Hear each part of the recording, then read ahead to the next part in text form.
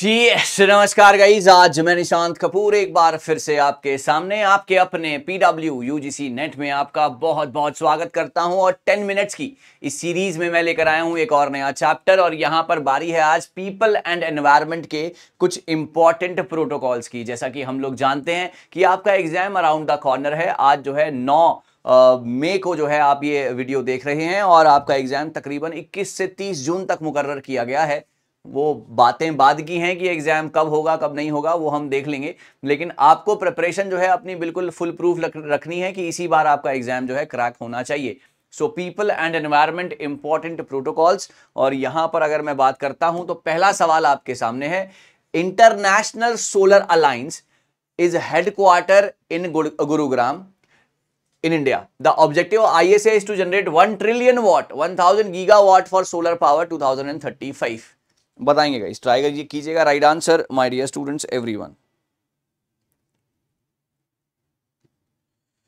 Okay, जल्दी से guys. Yes,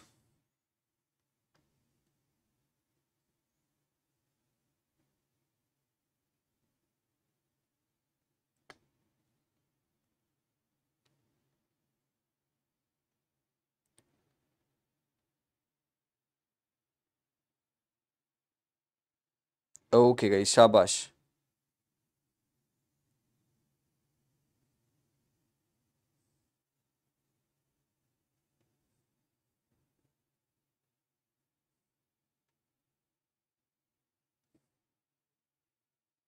okay guys, the right answer, जी हाँ।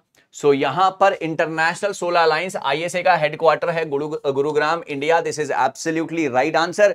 दूसरा कहते हैं कि इन्होंने ऑब्जेक्टिव था आईएसए का generate 1 trillion watt, 1000 gigawatt of solar power by 2035। यहां पर आएगा सर 2030 तक का जो है टारगेट दिया गया था।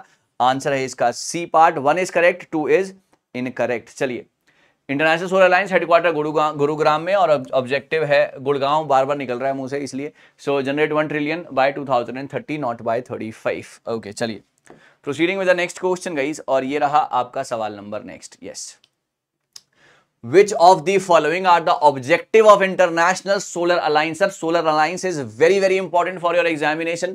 So आपको अच्छे तरीके से इसको करने की कोशिश जो है करनी है। सो यहां पर हिंदी भी लिखी हुई है तो बहाना कोई है नहीं, आंसर करना है सभी ने। To bring together those nations on a platform that promotes sustainable environment, overcome the obstacles in the way of promoting solar energy। 1000 gigawatt डालना है 2030 तक, अब यहां 30 लिखा है ना। और to motivate other nations who are not a part of ISA to increase the shift towards solar energy. कीजिए try. Right answers my dear students everybody.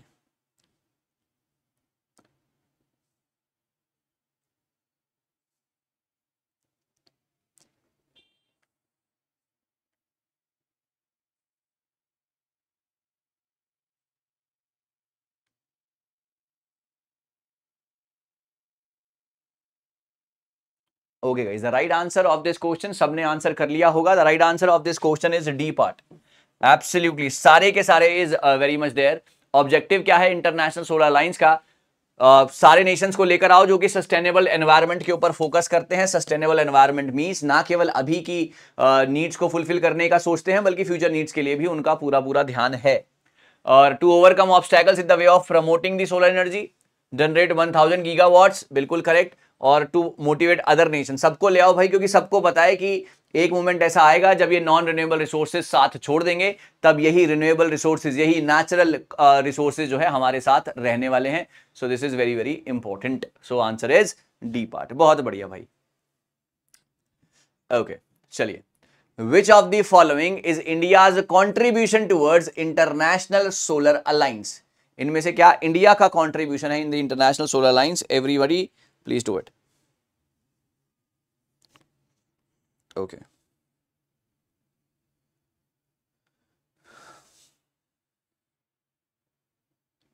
Okay,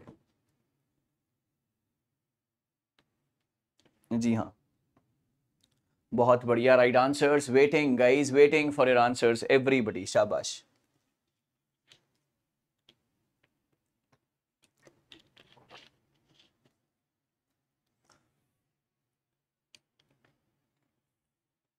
which of the following, जी हाँ, तो सर यहां पर right answer है इसका A part, A only. India का aim है 100 गीगावाट सोलर एनर्जी 2022 तक लेकर आना, ये बिल्कुल ठीक था। और इंडिया विल प्रमोट 175 गीगावाट नहीं था, यहां पर 150 गीगावाट नहीं था, 175 gigawatt of electricity from renewable resources. Answer है इसका ए पार्ट, आप यहां पर चेक कर सकते हैं, ये बिल्कुल सही है। 2022 175 from renewable sources, this is also very very correct. ठीक है, चलिए आगे बढ़ते हैं। Okay sir, the first summit of international solar alliance was organised on 11 March 2018। पहला समिट 2018 में सोलर अलायंस का कहां पर हुआ था? जी हाँ, कहां पर हुआ था? सब बच्चे ट्राई करेंगे राइट आंसर्स के लिए, माय डियर स्टूडेंट्स, एवरीवन, शाबाश। Okay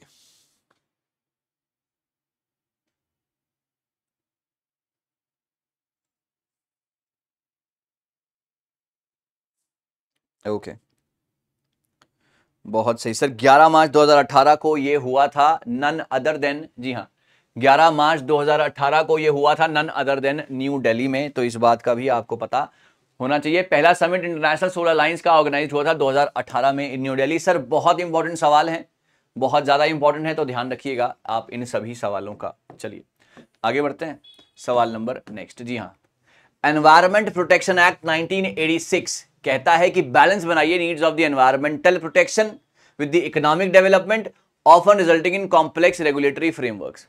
environment protection act 1986 was enacted solely to implement the decision made of the United Nation conference. Hindi लिखी हुई है, ए बी या सी डी, आप मुझे बताएंगे राइट आंसर क्या है।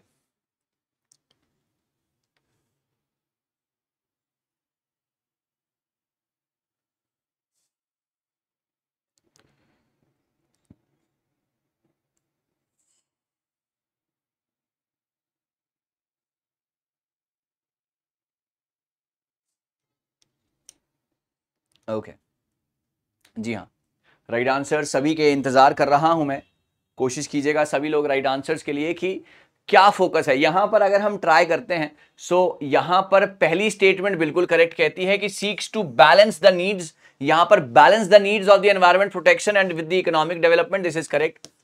Environment protection was enacted solely, यहां पर यह गलत हो गया, to implement the decision made at the United Nation conference held in the Stockholm. नहीं सर, मेन आंसर है इसका C part, 1 is correct 2 is incorrect. तो सोली यही टारगेट नहीं था, ब्रॉडर सिनेरियो में इसके ज्यादा बड़े टारगेट्स थे, आप यहां पर देख सकते हैं।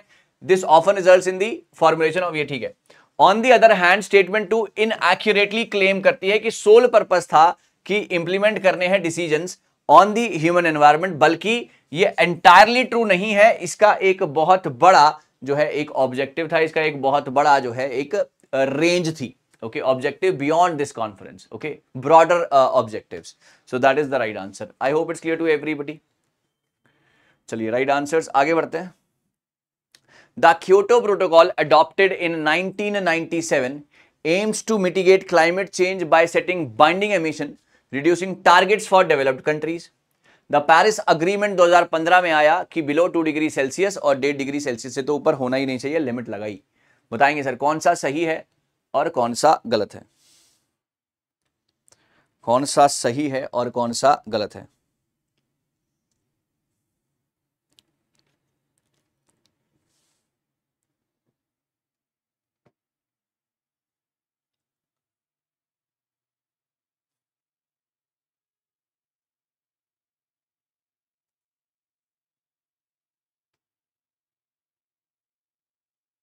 ओके चलिए, so the right answer of this question is A part. Sir both 1 and 2 statements are correct. Sir पहली स्टेटमेंट कहती है 1997 में आया था, मिटिगेट करना था क्लाइमेट चेंज, बाइंडिंग एमिशन लगाने थे डेवलप्ड कंट्रीज के ऊपर, बिल्कुल ठीक है भाई। 2 डिग्री सेल्सियस कम करना था, ये सवाल तो भैया इतनी बार आ चुका है ना पेपर में, तो इसका जरा ध्यान रखना, पेरिस एग्रीमेंट का मोटिव क्या है और 2 डिग्री सेल्सियस या 1.5 डिग्री सेल्सियस को कम करने की बात कहीं पर कहां पर कही जा रही है।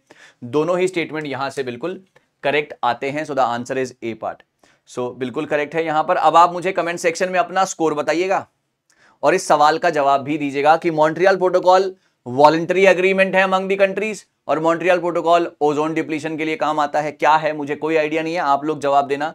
और आपके लिए गुड न्यूज लेकर आया हूं, अब नेक्स्ट वीक से गुड न्यूज लेकर आया हूं। अब मैं नेक्स्ट वीक आपके